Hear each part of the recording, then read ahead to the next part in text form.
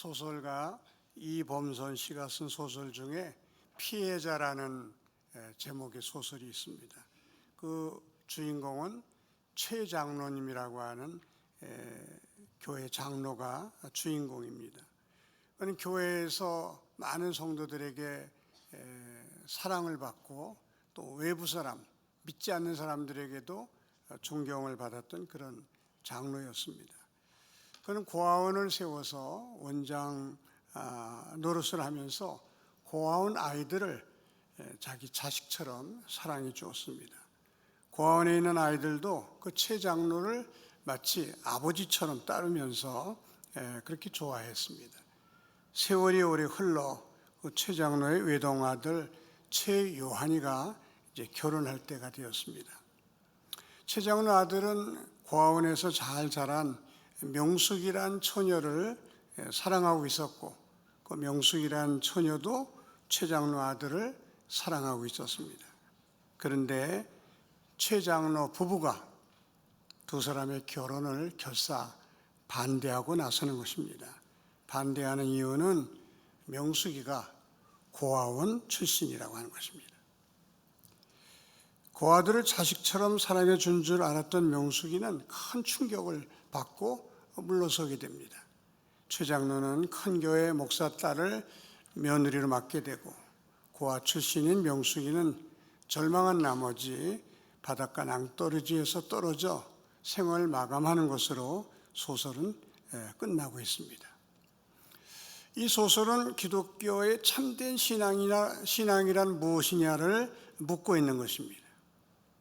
교회에서 사람들이 인정하고 세상 사람들이 칭찬한다 해도 속으로는 이기주의를 버리지 못하고 그것 때문에 한 인간을 죽음으로 내몬 사람을 기독교 신앙인이라고 할 수 있겠느냐 하는 것입니다. 100세가 넘어서도 활발한 활동을 하고 계신 김영석 교수님이 어떻게 믿을 것인가 라는 책을 쓰셨습니다. 그분은 그 책을 통해 진정한 신앙은 교회 안에서의 신앙이 아니라 생활 속에서 나타나는 신앙이라야 한다 하는 것을 강조하고 계십니다. 오늘 성경 본문은 우리가 잘 아는 이야기입니다. 소위 나만 장군의 나병이 나은 이야기입니다. 아람 군대의 2인자이며 군대 장관이었던 나만 장군이 문둥병에 걸립니다. 그 가족이 얼마나 상심이 컸겠습니까?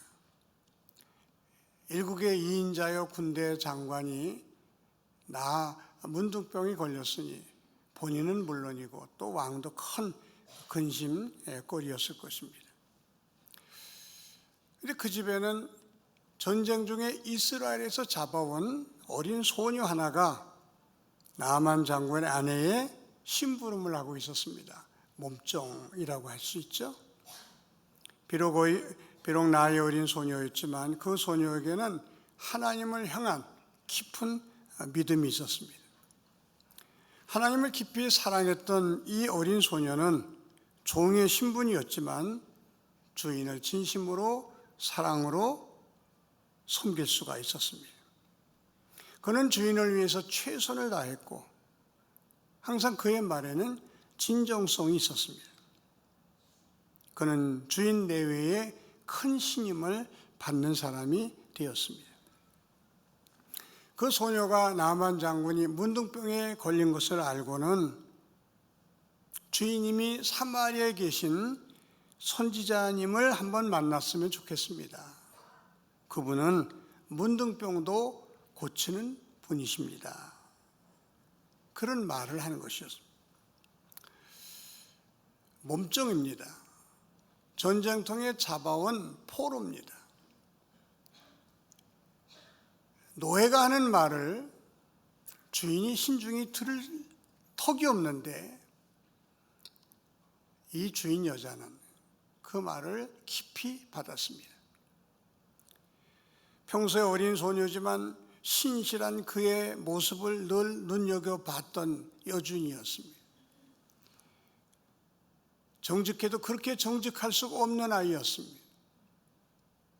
비록 나이는 어렸지만 생각이 깊었고 그 아이의 말에는 항상 진정성이 있었습니다.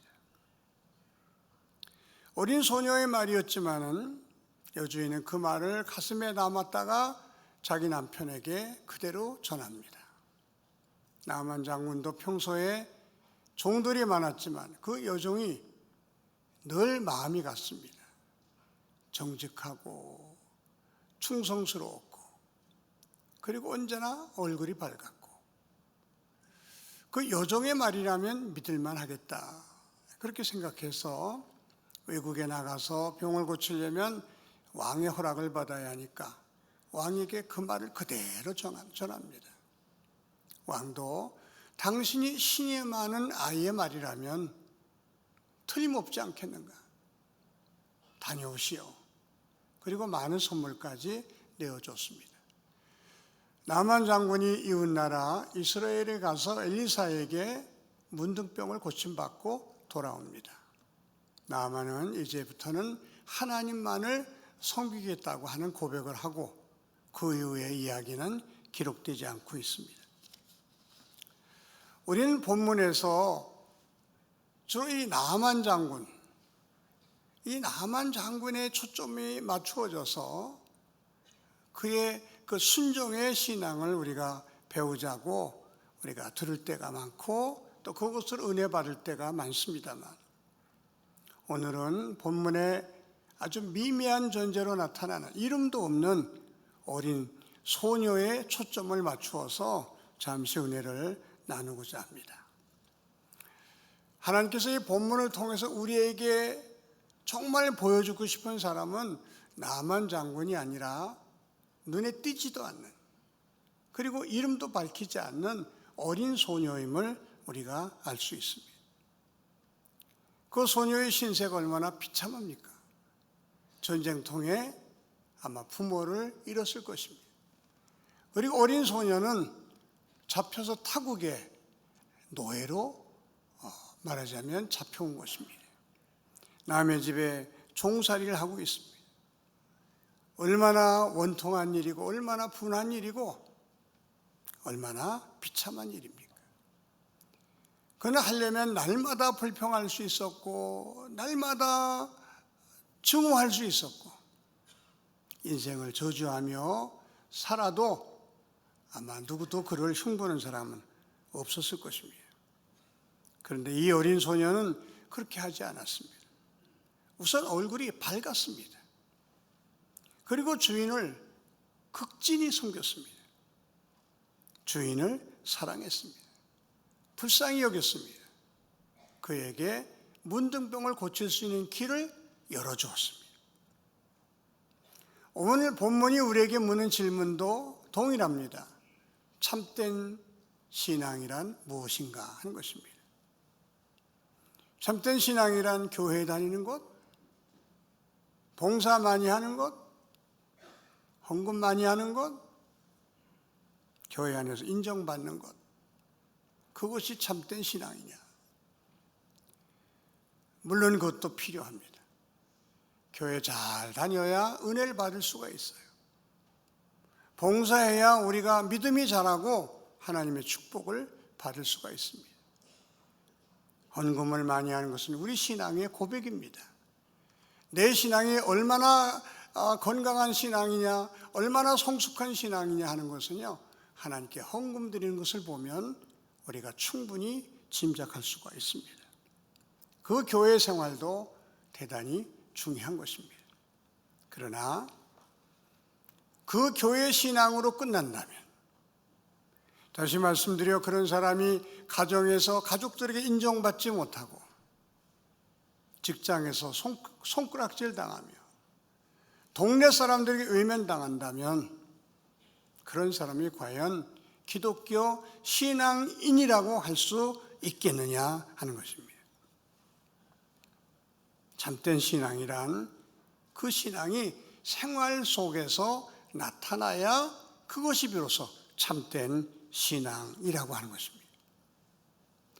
본문이 우리에게 보여주는 첫 번째 진리는 어린 소녀는 가장 어렵고 힘든 상황 속에서도 마음의 평안을 잃지 않았다고 하는 것입니다. 여주인이 어린 소녀의 얼굴을 볼 때 그 소녀가 날마다 근심하고 염려하고 눈물로 시간을 보냈다면 그런 소녀에게 그 여주인이 감동을 받았겠습니까? 이 소녀는 비록 포로로 잡혀왔지만 남의 집에 종사를 하고 있지만 소녀의 마음은 평안했습니다. 그의 얼굴은 밝았습니다. 주인이 그것을 보고 감동을 받는 겁니다.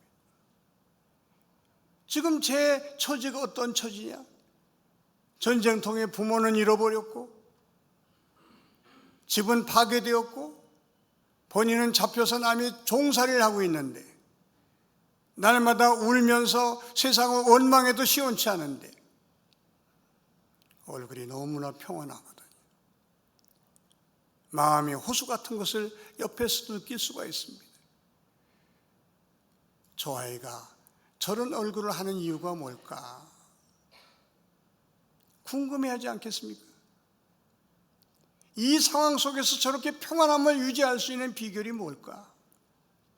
그 여주인이 유심히 보지 않았겠습니까? 어느 날 이 아이가 하나님 앞에 간절히 기도하는 모습을 아마 봤을 것입니다. 비록 포로로 잡혀왔고 남의 집 종살이를 하지만은 하나님을 향한 그 진실한 믿음이 있다는 사실을 여주인이 알았을 것입니다. 이것이 저 아이가 저렇게 정직할 수 있고 저렇게 진실할 수 있고 거짓 없이 주인에게 충성할 수 있었던 이유였구나. 이것이 저 아이의 마음을 잔잔하게 할 수 있었고 저의 얼굴을 밝게 할 수 있었던 힘이었구나. 여주인은 그것을 아마 깨달았을 것입니다.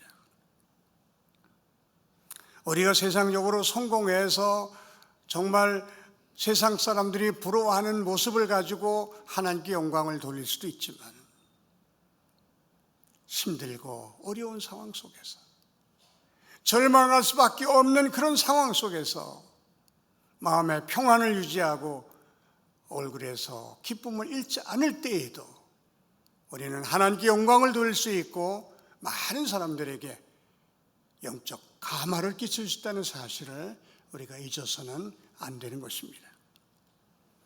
어린 소녀는 가장 힘들고 어려운 상황 속에서도 마음의 평안을 잃지 않았던 것은 그의 마음속에 하나님이 계셨기 때문입니다.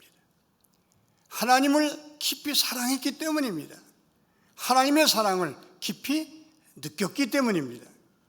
하나님이 나를 사랑하신다는 그 사실을 확신하며 살았기 때문에 그는 그 상황 속에서도 평안한 얼굴을 할 수 있었다고 하는 것입니다. 아무리 환경이 어렵고 힘들어도 내가 하나님을 사랑하는 마음이 가득하다면, 하나님이 나를 사랑하신다는 사실을 확신한다면 우리는 그 어려움을 이길 수 있고 그 힘든 상황 속에서도 평안을 유지할 수 있다는 사실을 우리가 알아야만 합니다. 둘째로 이 어린 소녀는 가장 가까운 주변 사람들에게 인정을 받았다는 것입니다.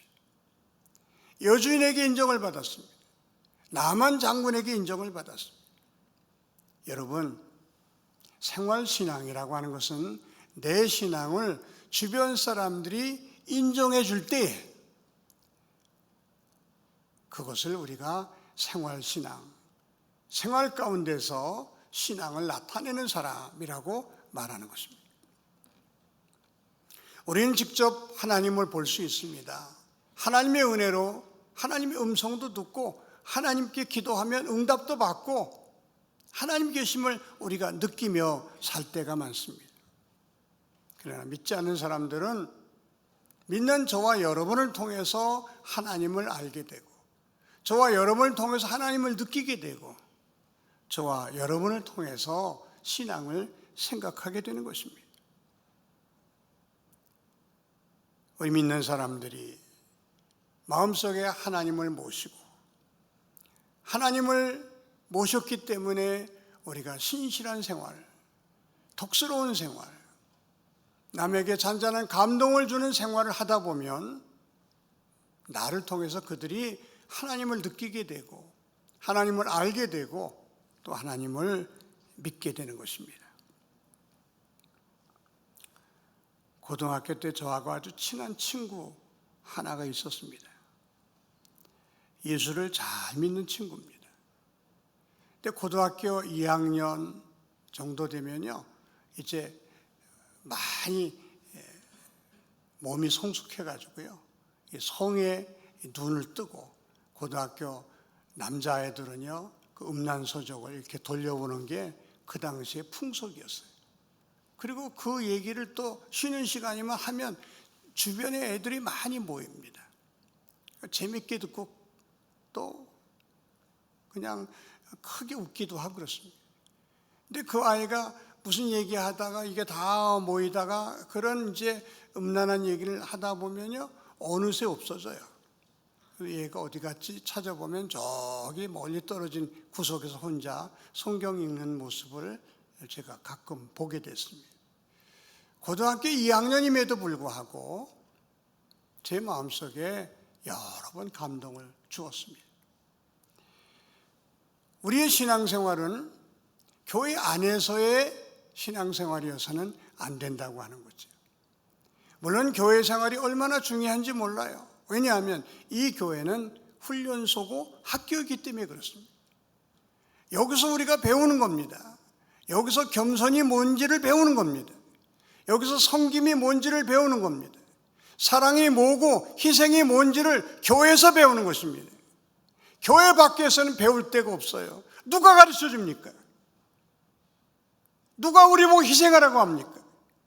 누가 우리 보고 섬기라고 합니까? 교회 밖에서는 가르쳐 주는 데가 없어요. 배울 데가 없어요. 오직 교회만 하나님께서 우리에게 섬김을 받으려고 하지 말고 섬기는 사람이 되어야 한다. 사랑받으려는 마음 갖지 말고 사랑하는 사람이 되어야 한다. 예수님처럼 희생할 줄 아는 사람이 되어야 한다. 교회에서 우리가 배워야 됩니다. 그리고 훈련받아야 됩니다. 그러나 여러분, 훈련소에서만, 학교에서만 자라고 학교만 벗어나면, 훈련소만 벗어나면 아무것도 할 줄 모르는 사람이라면 그 학교와 그 훈련소가 무슨 소용이 있겠습니까? 교회에서 배운 것, 교회에서 훈련한 것을 내 가정에서 한번 실천해보고 내 직장에서 그대로 한번 살아보고 내가 경영하는 회사에서 그것을 적용해보는, 그래서 교회 신앙이 생활 신앙으로까지 우리가 확장될 때 비로소 그것이 기독교 신앙이고 그것을 우리가 하나님의 사람, 예수 믿는 사람이라고 말하는 것입니다. 우리 교회에 가위 만드는 분이 계셔요. 한 15년 전에 제가 그 공장에 가서 예배를 드리면서 이런 말씀을 전한 적이 있습니다. 집사님의 신앙은 가위로 표현되어야 합니다. 이 가위가 집사님의 신앙이어야 합니다. 그분이 그 말씀을 깊이 받았어요. 그리고 가위를 정성껏 만듭니다. 그 가위가 지금은요, 제주도에 가 있고 부산에 가서도 봐도 우리 집사님이 만든 가위예요. 어느 음식점에 가든지 그 가위가 있는 거예요. 그렇게 제가 기쁠 수가 없어요. 그 가위가 많이 팔려서 그 집사님이 부자 되어서 기쁜 게 아니라 자신의 신앙 고백으로 만든 가위라는 사실을 제가 알기 때문에, 사랑하는 성도 여러분, 우리가 것보다, 교회에 와서 기도 많이 하고 뭐 봉사 많이 하는 것보다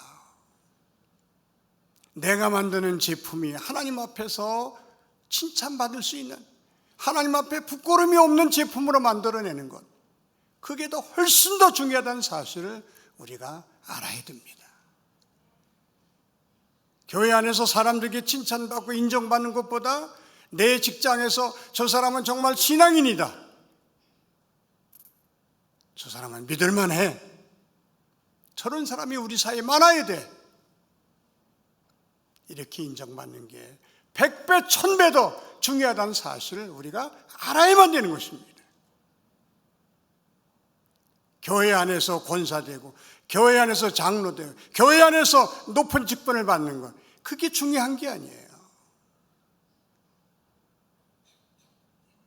교회 밖에서 내 가족이 나를 정말 신앙인으로 인정해 주는가? 우리 엄마는 진짜 권사님이야, 우리 아버지는 진짜 신앙인이야, 이 소리를 듣지 못하면 우리는 스스로 속는 것입니다.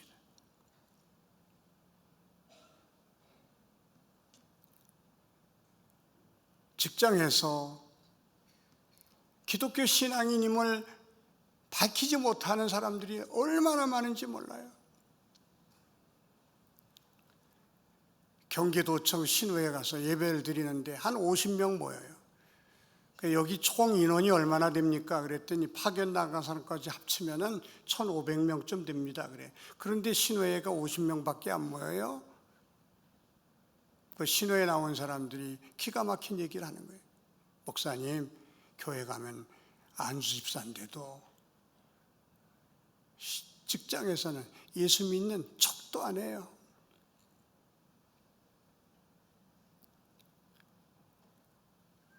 왜 척도 안 하겠습니까? 예수 믿는 사람답게 살지 못하니까, 예수 믿는 사람답게 보일 수가 없으니까 안 믿는 척하는 거예요. 이게 얼마나 큰 비극입니까? 요즘 전도가 되지 않는다 그런 말을 이구동성으로 해요. 전도가 되지 않는다는 말은요, 내가 삶에서 믿지 않는 사람들에게 감동을 주지 못하고 있다, 그런 뜻입니다. 믿지 않는 사람들에게 믿는 사람들의 아름다운 모습을 보여주지 못하고 있다는 거예요. 그게 전도가 안 되는 거예요. 전도를 말로 합니까? 전도는 삶으로 하는 것입니다. 삶을 보여줄 때에, 잔잔한 감동을 줄 수 있을 때에 비로소 전도의 문이 열리는 거예요.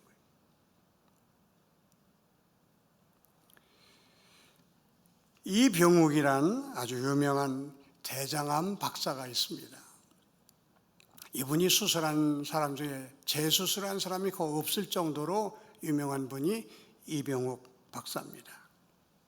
이분이 큰 병원에서 나와서 병원을 세우고 이름을 대장암의 그 장자를 빼고 대암교회라고 이름을 지어서 짓고 거기 이제 원장으로 앉아서 일을 보고 있다고 합니다.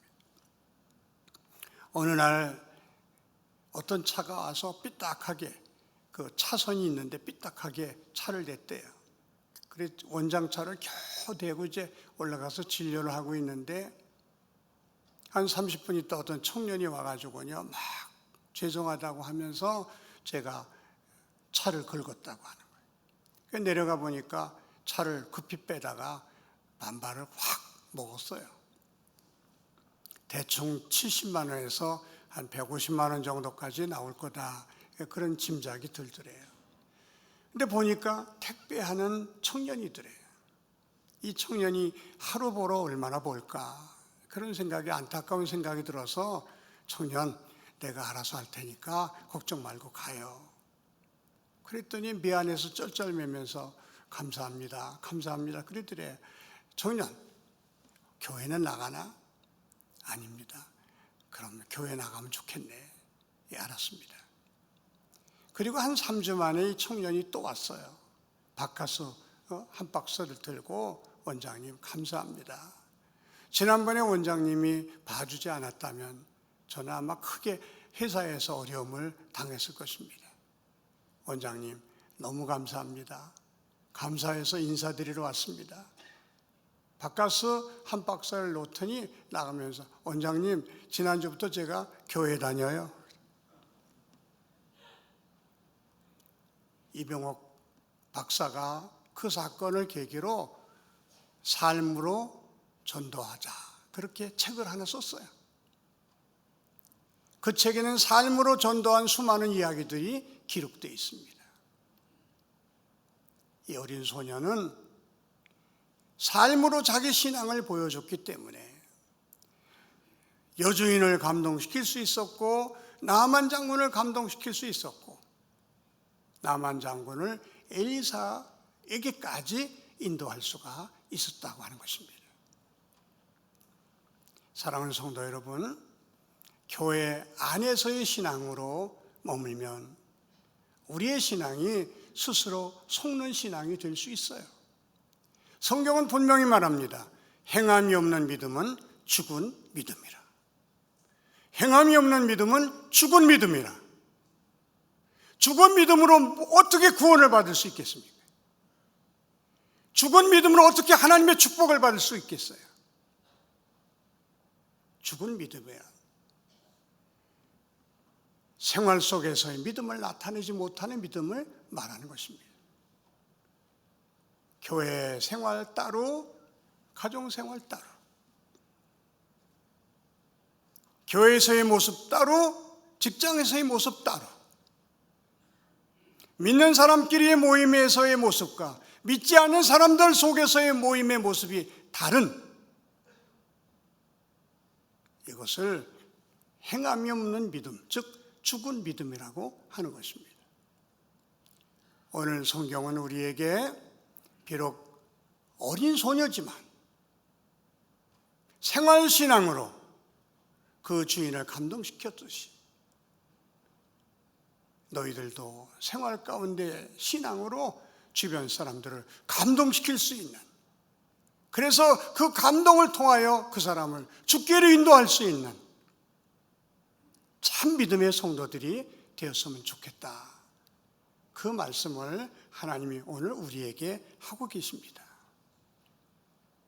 신앙생활에서 생활신앙으로 발전시켜 나아가는 저와 여러분이 되시기를 주님의 이름으로 축원합니다. 기도드리겠습니다. 하나님 아버지 감사합니다. 저희들이 그들만의 리그라는 말처럼 교회 안에서만 우리가 인정받고 교회 안에서만 박수받는 사람으로 끝나지 않게 하시고 사랑하는 우리 자녀들에게 인정받고 우리 주변 믿지 않는 사람들에게 인정받고 우리 모든 주변 사람들에게 칭찬 듣는 생활 신앙인들이 되게 하여 주시옵소서. 예수님의 이름으로 기도하옵나이다. 아멘.